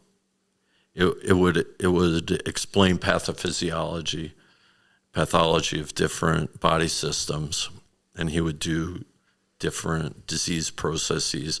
And he was an artist, and he would draw a picture of the patient to kind of express certain symptoms or signs, physical signs. And it was like I saw a Frank Netter image of a bleed. Whoa. It was like I could see the page of the book almost like I was like... like a projector screen right in front of your face? Yeah. And it was like she was like lifted off of that page of that book, and I was like... And then I examined her, and it was like, I really think this is the case. And she went over and had a scan, and that was her diagnosis. But it was like, I said to her husband, like right there, I said, I really think this is what she got, and this is going to be the treatment, and she needs a neurosurgeon in Syracuse. But they'll be in and get you for a CT in a second to prove it. But it was, I was in the room for like a minute and a half, maybe. That is wild. Sometimes the Lord works in like situations that aren't dire. Like, was this an urgent situation where it was good? It was. Yeah. Mm-hmm. Wow. It saved a life. That saved a life. Yeah. And it was, not me. It was the Lord speaking to me, I think. Pretty crazy. Yeah. Okay. So what does that, I don't even know how you move on from that. You want to hear about miracles? I saw a miracle one time too. Absolutely. Yes. Send it. Saw a man who came in with absolutely classic signs of a dissecting aortic aneurysm. Had all the symptoms, had like massively different blood pressures from this arm to this arm, and excruciating pain in a guy who was tough and never complained, and was like just absolutely everything's classic. Right before he went over for his CAT scan to prove the diagnosis, his daughter came in, who's a believer, and her 2 brothers are not believers. She's in there, and she puts hands on him and starts praying for him. And he's laying in the bed, moaning, like just, And I walked in the room, and I see her with her hands on him, and the brothers say, "Get away, now, listen to the doctor." I said, "Nothing I have to say is more important than what she's doing." I put my hand on her dad and quietly prayed with her. They came and got him for a CT. He stopped moaning as he's going down the hallway.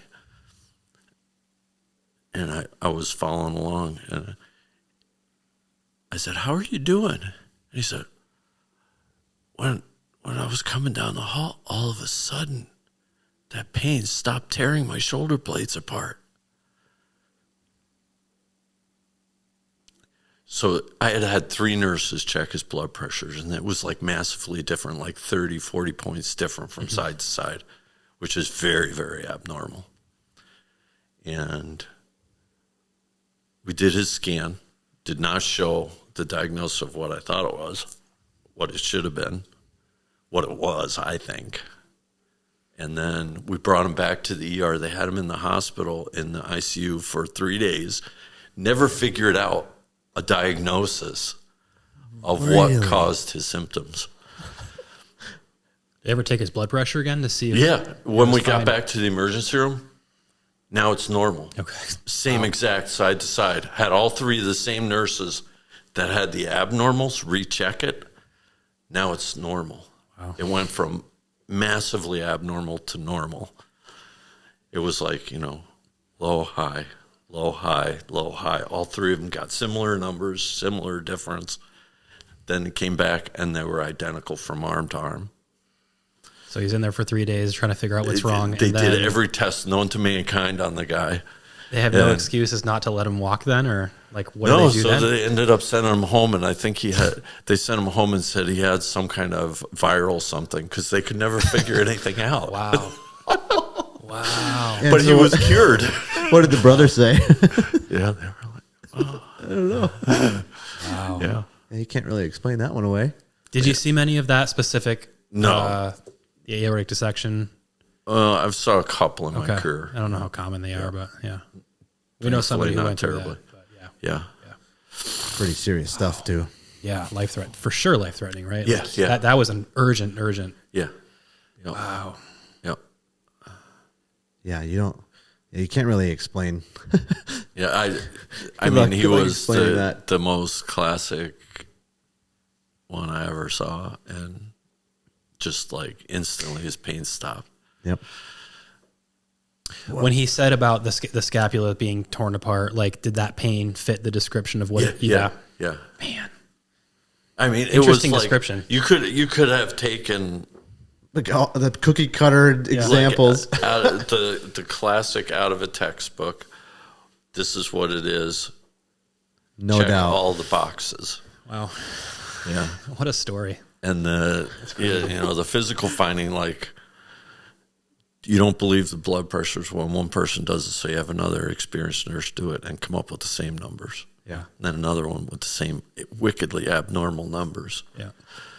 Unbelievable. Like, nobody was making any of that up. So what made his? Yeah, I don't know. So that's an amazing story. So then what did the shifts look like? Like, was it like, are they really long shifts, nights? Because that is something I think people don't understand about the medical profession, especially in the emergency room. Is like, it's long hours, and it's it was 12-hour shifts. Didn't you worked a lot of nights? I did, yeah. Was that tough? No. I kind of liked nights because I could fit farming in during the day in between, before and after.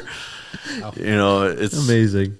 If you work all day, you can't put any hay in, but if you work at night, you have a couple hours here and there, you know, and if you don't have to go back the following night, you go home and sleep for an hour or two while the hay is drying in the morning, and then you can bale all afternoon. You can bale all afternoon. Like, it's like, then you get to bale all afternoon. Yeah. So, I mean, it's a lot easier to fit farming in between working night shifts. Yeah. And most of my partners prefer day shifts. Okay. So it worked out because they like their sleep cycle to not, and I was still I was the youngest one in the crowd and kind of crazy. It does sound pretty crazy. And trying to fit this other thing into my life. So, did you?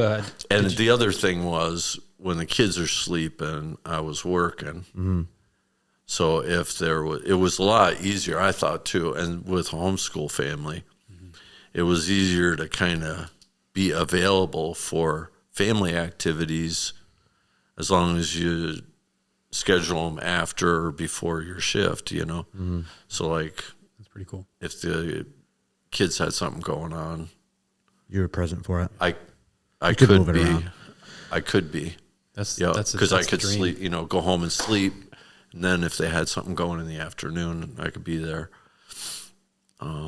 You know, could go riding snowmobiles with the boys in the wintertime during the week. You know, I'd come home from doing a night shift and sleep for a couple hours, and then we go riding together. And, you know, it just made a lot of opportunities that if I was doing a 7 to 7 you miss all day shift, you miss the whole everything. thing. Yeah. Did you ever need a break? Did you ever feel like you need to get away I mean, you see a lot of trauma. You experience, it's a lot to see on a daily basis. Did you ever have moments? Yeah. Well, I mean, I had nightmares for almost 10 years after I stopped. After you stopped? Yeah. So that's interesting. I had nightmares for years about particular patients. Not subsequently after you'd seen those patients years later. Yeah, years later. Interesting. Was it just because it was kind of bottled down underneath, and then once your mind had more time to? No, I mean, like probably the first 10 years I did ER, I didn't notice that so much. Okay. But then after I had done it a while and had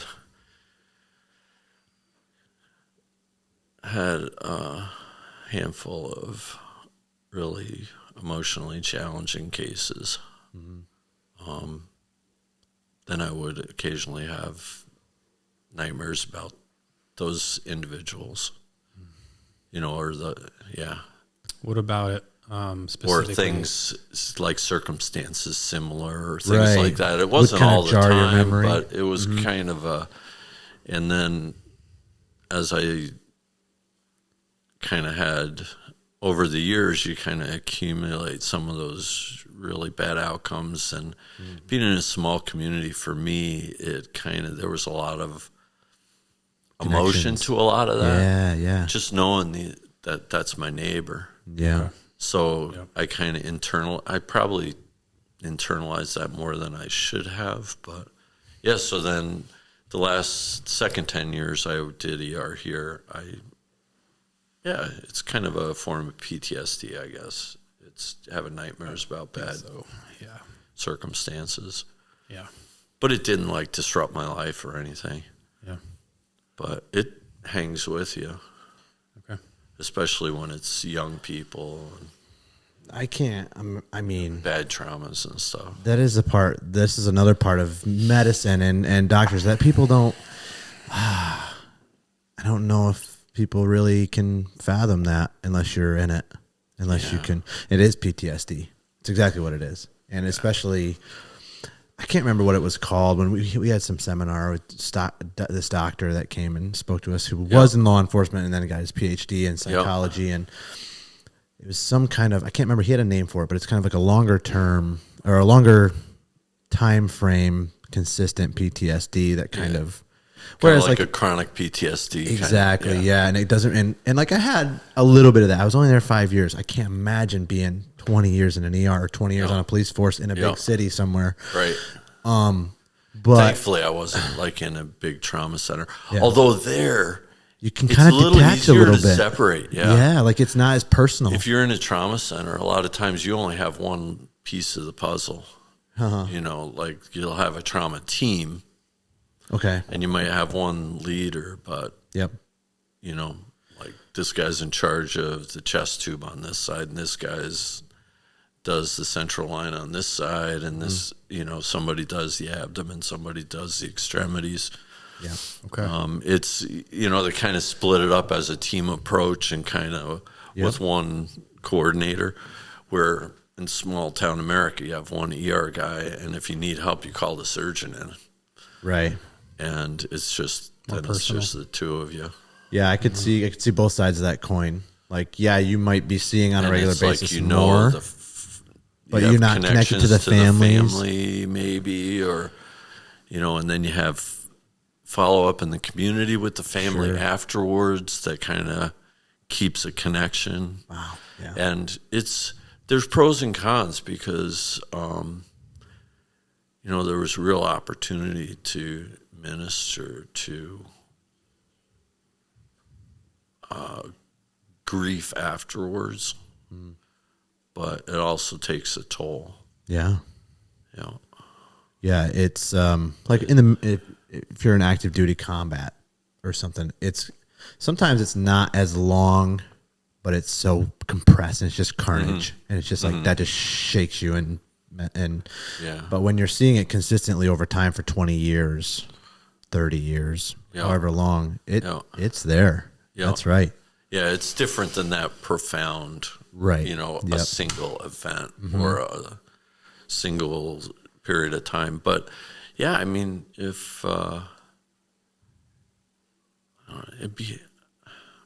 can't imagine kind of experiencing really, really tough things for families and not being emotional about it. Like, it has to, how can you give compassion without feeling some of the sting yourself? You know what I mean? It's, I don't know, that's, totally. I don't know. Probably I'm just not good at like somebody that externalizes would be like, no. There are guys like that for sure. But like, it's so hard to know what's actually going on. Like in a person's psyche, that's like, oh, well, stuff doesn't really get to him. It's like, you don't know that. Yeah. And what, maybe it gets to him in different ways, or, cause you can, I just detach somehow. Yeah. It's like, if I had to choose, I'd rather have the nightmares and be able to help. Right. Empathize, console, and have true empathy, compassion for that person. Versus like just the walk in, you have cancer, walk out. You drew a tough straw, out the door. Because there's doctors like that. Yeah. It's, you know, like, and it's probably them it would be trying easier, to do that. And, right. Yeah. Yeah. And I'm sure for some it's an escape mechanism, maybe, but. Yeah, definitely. It's, I think you have to feel some of the pain to really care, to really share empathy. Yeah. I, just to backtrack on the city atmosphere, I, rode with a patient one time, had an accident. I was riding to kind of follow up on him because he was kind of on the edge. Yeah. And we came into, so I worked in Milford, and we went to a big hospital. It might've been Yale. And the ER there, and it was like walking in, and I've never seen a team work so like choreographed. Oh, yeah. It was beautiful to watch. Yeah. It was amazing. I had no idea what they were talking about, but I was standing in the ER in the room with them, and just, oh man, like just so technological, like just find pieces and they work it out. So like, there's also a sequence, so you're doing this while they're doing that, and when that's done, then you do this, and it's all different people, different skills, and When Mavie was born, our almost year-old now, she ended up having to be a C-section, and we were trying to go as long as we could, and the doctor knew that, and he said, here are the signs that we're going to look for. If this happens, we're taken off to the OR. And when it ended up happening that way, and it was a snap of a finger. He said, I saw it, it's happening, we're going. And then the nurses that flooded into the room and did exactly what you just described, they all went into this frenzy of like, did you guys talk outside the room before this happened about what, like, it looks like they just discussed what they're going to do, but like, no, that's like training. They came in and they just all filled a role. And I'm like, if I wasn't the husband and father watching, I probably would have been able to like sit back and be in awe of it, but I was too busy being worried. But I did notice like, whoa, like this is high level training I've never seen before. In 10 minutes, she was ready to get operated. It is exactly what you just said. 39 seconds the later. The professionalism and the quality. She goes, start the anesthesia. Exactly. You already have the belly prep.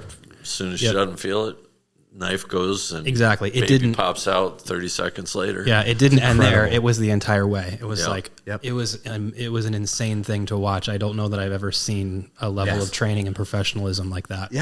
Right. It's not exposed. You're not exposed to it on the average, like on the an average daily basis. Because for them, like if I was to talk to them and be like, "You guys are incredible," they're like, "That's just what we do.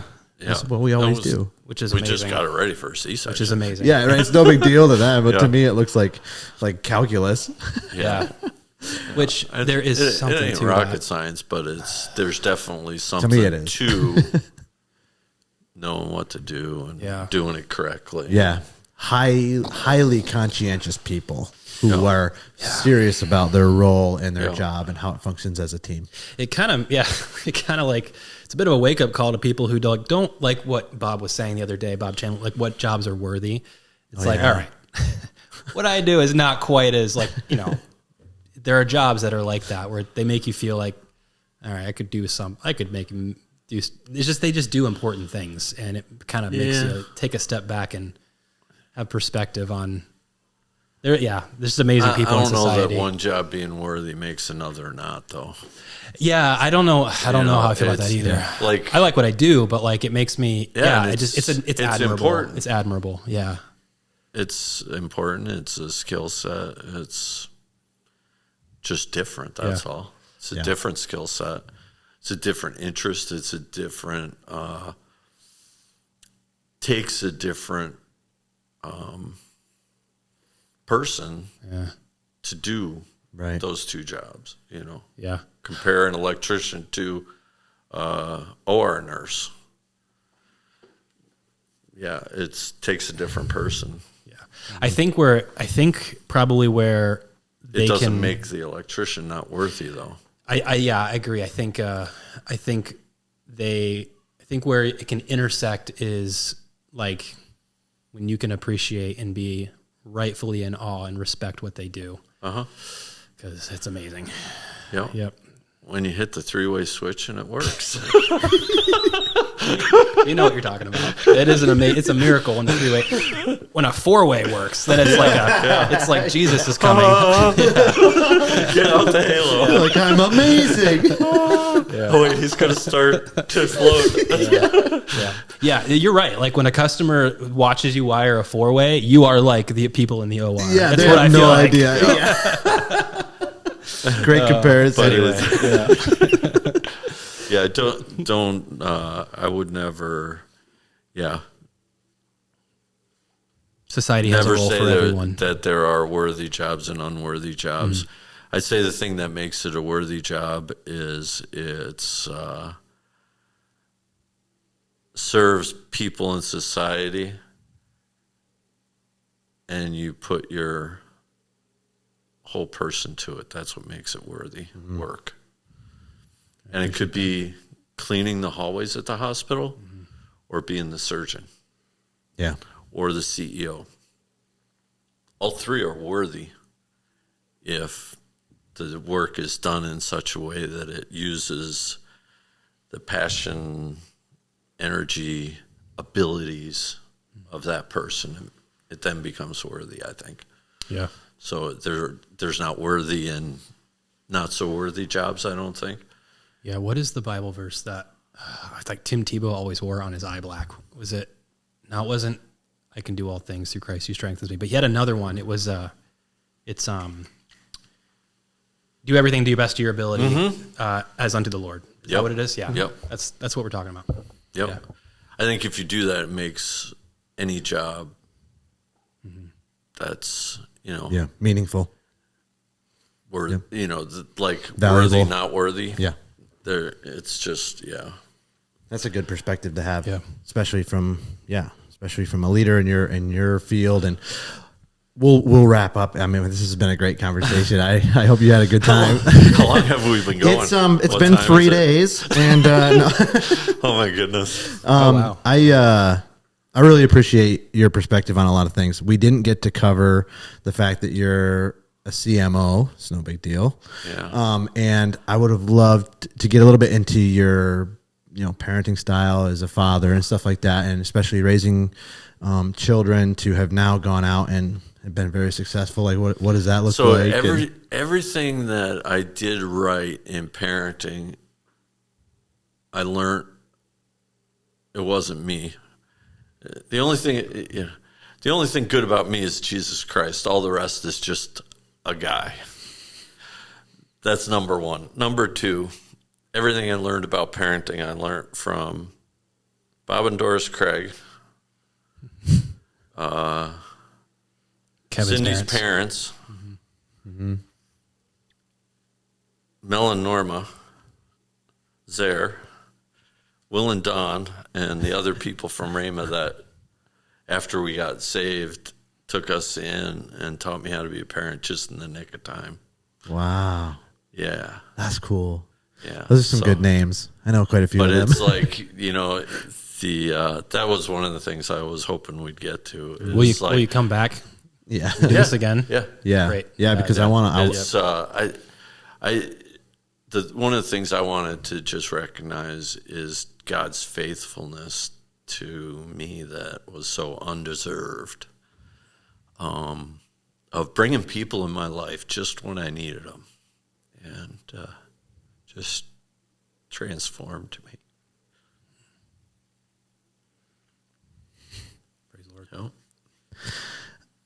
It's funny because I have a few men in my life I feel like have father figures outside of my own father, who's a great dad. And I feel like you're that for me. So I want you to know that. I appreciate you a lot. Yeah, it's interesting to hear your background and how you were raised and stuff like that. And just, I didn't know any of that. Yeah. And so that's great. That's such a good testimony. Yeah. Yeah, we were the first believers in our family, really. Although my grandma was a devout Catholic, but that woman was a believer. Yeah. So I've met a few people in my life that I was absolutely convinced were born-again Catholics. Mm-hmm. And I think that that's a thing. Yep, for sure. But, yeah. So...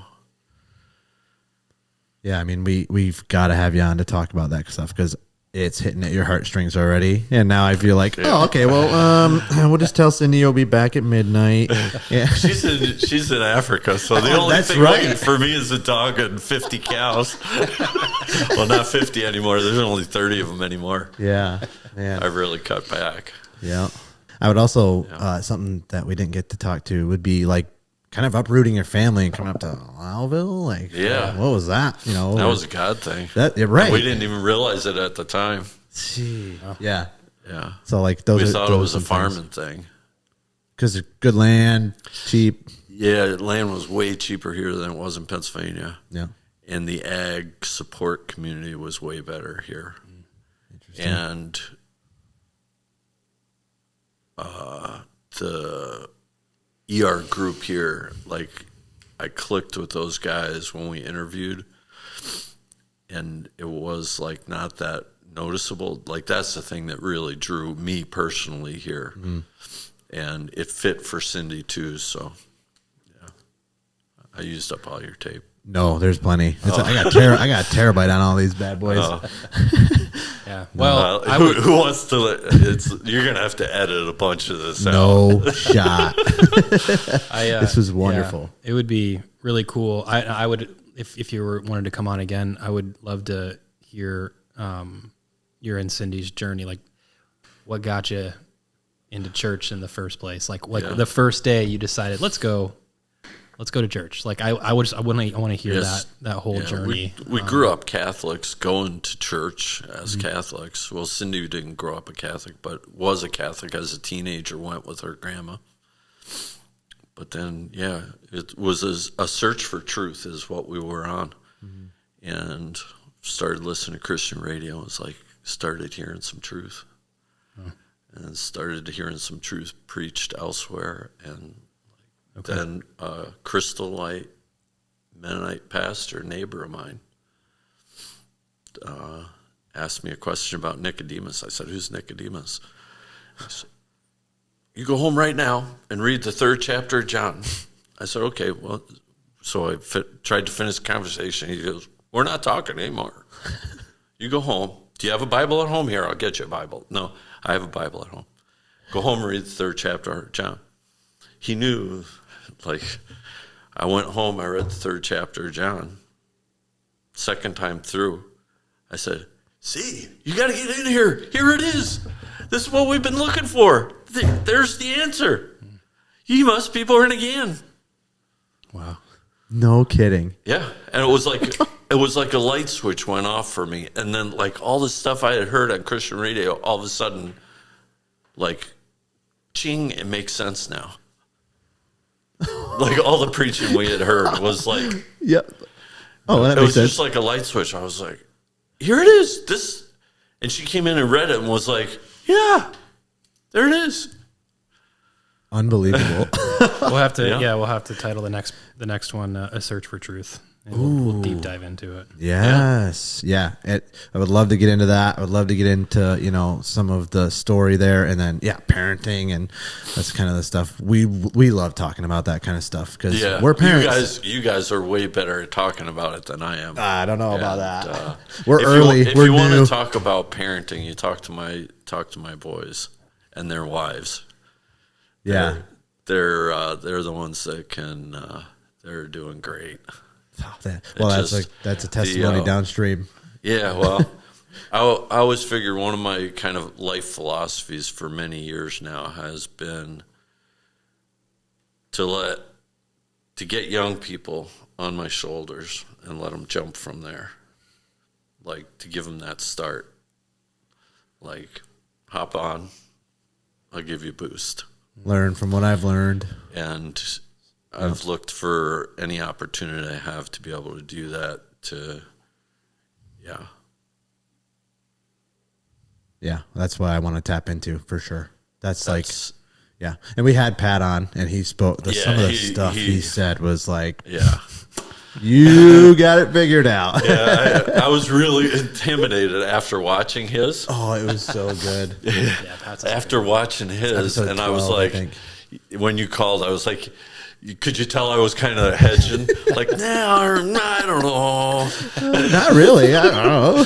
I knew that it was going to be this good. I was thinking, how do I follow that? And then I watched Bob's after I agreed to come, and I was like, I'm gonna look like a real dork compared to them. No, we're like, the consistent pattern that we're seeing is everybody is worried, and they underestimate themselves. Oh yeah. It's this conversation was better than I even expected it to be. It really is, and really, like we got to half of the good stuff too. Yeah, I feel like we got half of the stuff I wanted to get, and the other half we'll have to do in another episode. Yeah, all right. It's just too good of stuff. So now you have to. Now you might as well just live here. But no, Dan, I want to get Dan on too, and Megan's around. I would love to pick their brains. Next time Pat and Witterholm get wet in here. Yeah. Ooh, yes. That is definitely Rebecca also. Yep. The two of them are treasures. That's because you raised some good sons. My boys are blessed. Yeah. That would be a great idea too. Almost as blessed as I am. Yeah, let's do it. We'll get a bunch of mics in here. No, it's those two are treasures. They're just really, I learn something each time I'm around any of them. And now anymore, it's like the grandkids are starting to be like, I kind of keep my eye on them and look for life lessons. No kidding. Yeah. That's awesome. Yeah, I can't. They're doing a great job with their kids, like you two are. Well, trying. I don't know how. Yours are still a little young to tell for sure. But come back in a few years. Yeah. No, for sure. Yeah. I can't think of it. Nick and Brielle's are starting to get big enough that you can kind of see the fruit already. I am unqualified. And that's how you know your wife is a treasure. As you're talking about Rebecca and Whitney, like I'm thinking, wow, like I have a wife like that. Yep. I'm very thankful for it. Yep. That's what I was just along for the ride. She did the hard work with the parenting, and if you want to talk to somebody about parenting, talk to Cindy. Yeah, we want to have her on soon. But it's I would have screwed it up for sure if I was doing it alone or with anybody less good at it. Yeah. But she's definitely a wonderful hit the person. ball out of the park on that deal. Yep. Yeah. That's a good return on investment there. Yeah. You did good. It's a lot easier to get along with your wife when you marry your best friend. Good. That's a good way to close it out right there. Yeah. That'll be a segue into the next time that we have you on. You said a search for truth. I like the sounds of that. Yeah. And and thanks so much for being generous with your time. Yeah. Thank you. And I'm sorry to anybody who's trying to watch these episodes that it turned out so long. Oh my gosh. I got a little bit yacky there for a while. Nope, not at all. That's how it's supposed to be. Appreciate it. So, all right. we appreciate Thanks, you coming. guys. Thanks. Thank you. So, all right. See you later, everybody.